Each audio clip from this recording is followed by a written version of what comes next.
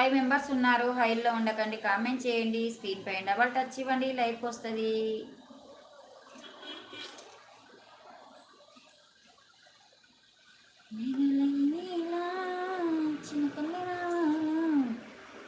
చిన్నకల్లి రావాలా